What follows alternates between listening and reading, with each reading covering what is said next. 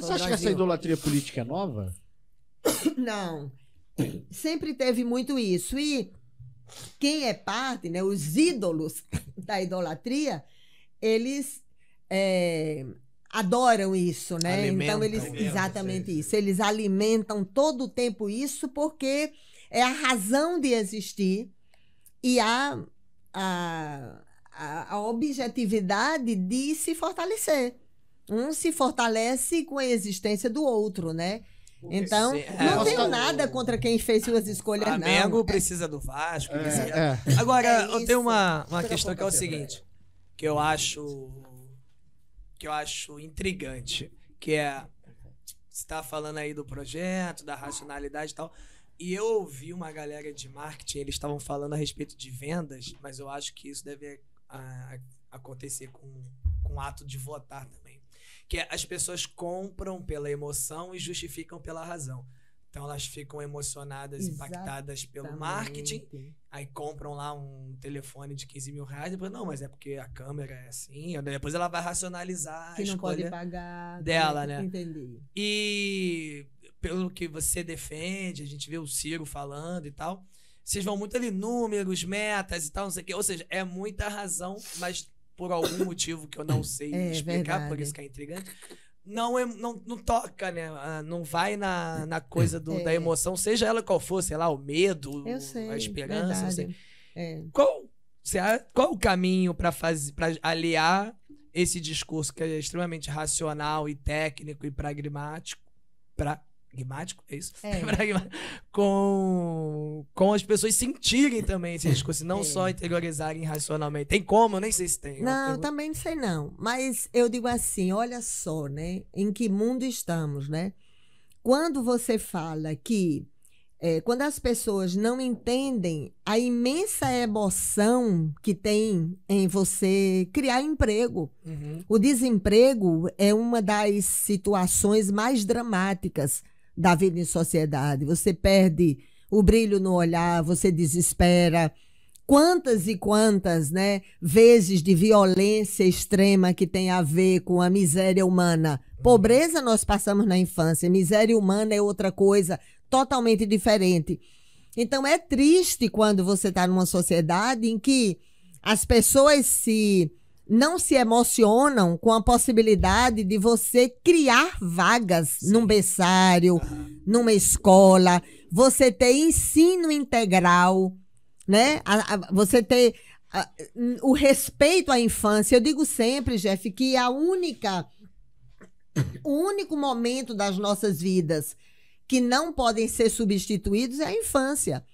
Todo o drama que a gente tiver na vida, a gente pode substituir, mas a infância, quando você perde a infância, nunca mais você recompõe a inocência daquele momento. Então, onde estão as principais conexões neurológicas que potencializam a inteligência, aspectos cognitivos, aspectos da formação humana que está lá? Então, as pessoas não se emocionam. Olha, você vê... né, 900 pessoas, né, que em 2011, mais de 900, né, porque corpos encontrados, mas pessoas que nunca tiveram seus corpos encontrados, do deslizamento da Serra do Mar.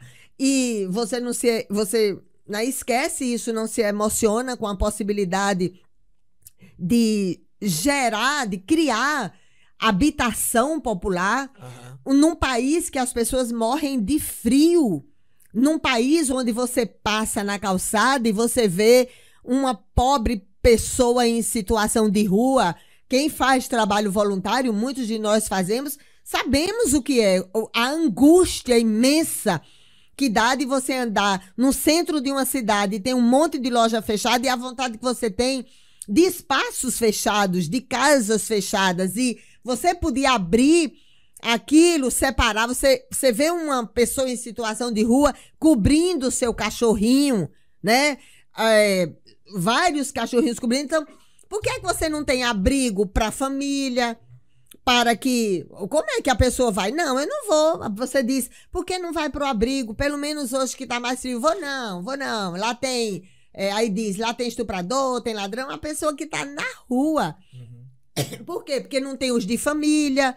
porque não tem aqueles onde você possa levar o seu animalzinho, porque tem o horário para chegar, tem o horário para acordar, para sair, tem a senha de você buscar, entendeu? Então, nós estamos falando de uma nave intergaláctica para desbravar Plutão. Não, nós estamos falando de um número definido de pessoas devidamente cadastradas, que você sabe onde elas estão, a calçada onde elas estão. Então, não.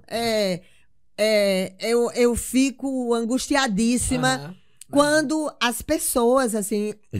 É como você está dizendo, Jeff. Ela prefere a emoção do duelo e do fanatismo do que a emoção porque, né, razão e emoção caminham juntos, né? E não percebe o que é que pode ser feito, né, pelas crianças. Será que as pessoas acham normal que você arranque o coração de uma criança e ponha um bárbaro para que com 9, 10 anos ele esteja manipulando um fuzil e não olhando no microscópio, não vendo um belo livro, né, ou um laboratório de ciências? Você não acha que é emocionante uma pessoa ter uma casa digna para morar, para que quando a chuva vem não arraste ela na lama e morra sufocada? Você não acha que é legítimo promover investimentos na indústria, reduzir a carga tributária para que determinados setores com cláusula social preservem os postos de trabalho e aumentar a tributação daqueles que especulam e ganham dinheiro sem gerar um único posto de trabalho, sem se submeter a nenhuma intempérie da natureza? Não, é demais. Mas isso, como vocês dizem, né? E é verdade, é algo que vem se arrastando, porque as pessoas preferem isso do que discutir um projeto nacional. Tudo isso que você falou, pô, são as chagas, as vistas, né? De quem enxerga. Exatamente isso. Tu tá na rua, tu percebe isso. O centro de São Paulo tá desesperador. No Rio também. E no Rio também. No Rio também. Muitos de nós que, né, ousa sair madrugada e vai, briga, tenta levar... É uma situação absolutamente dramática. E o que para mim é mais angustiante é porque, repetindo, nós não estamos falando de uma grande ação de alta tecnologia, de muitos investimentos. Ninguém está falando de uma nave para fazer uma viagem intergaláctica, para ir para... Ninguém está falando disso. Está falando de coisas concretas, objetivas, que tem medição, né? Que é aquilo que o Jefinho estava falando da questão da racionalidade, como você aumenta o número de berçários. Você não pode ser demagogo, porque tem muito sem vergonhice na política de gente que diz que vai resolver tudo. É aquilo que eu digo, nunca ninguém verá um político dizendo que não vai fazer nada pela saúde, pela educação, pela segurança pública. Todo mundo fala a mesma coisa, né? Ninguém vai dizer que vai roubar, que vai enriquecer, porque só enriquece na política roubando. Ninguém vai dizer. Então, já é difícil você identificar se existe coerência ou abismo entre o que a pessoa fala e a sua história de vida. E você não, pelo menos não quer saber, ora, você está dizendo isso, então quantas novas vagas podem ser feitas? Porque tem medição disso. Você calcula como é uma creche. Você não pode dizer, vou resolver todo o problema de berçário e da parte de educação infantil que tem mais déficit, que é de 0 a 3 anos. Porque tem que ser, não é jogar um monte de criança lá, tem que ser um número menor de crianças para os trabalhadores da educação. Então, você quando mede isso, você sabe quanto custa um berçário, você sabe quanto custa uma creche, você sabe quanto vai custar isso de contratação de trabalhadores da educação. Então, você dizer que vai resolver tudo no primeiro ano é mentira. Primeiro que até para você levantar as paredes, né, para fazer uma escola em ensino integral, porque por mais que o transporte coletivo desafie a física, né, porque parece 2 corpos ocupando o mesmo espaço ao mesmo tempo, você não pode fazer isso numa creche, numa educação, tem um número máximo em sala de aula. Então, para você fazer ensino integral, você tem que construir novos espaços, porque senão você vai deixar metade de uma turma do lado de fora, que estaria à tarde, né? Você não pode fazer isso. Então, para você garantir ensino integral, você tem que construir mais espaços. E ao você fazer isso, não é bom só para as crianças e para as mães e para os pais. Gera emprego, gera renda, porque esses investimentos na construção civil, ele gera emprego, dinamiza a economia, melhora o poder de compra para o comércio, portanto, preserva postos de trabalho do comércio, na indústria. A indústria tem que produzir mais.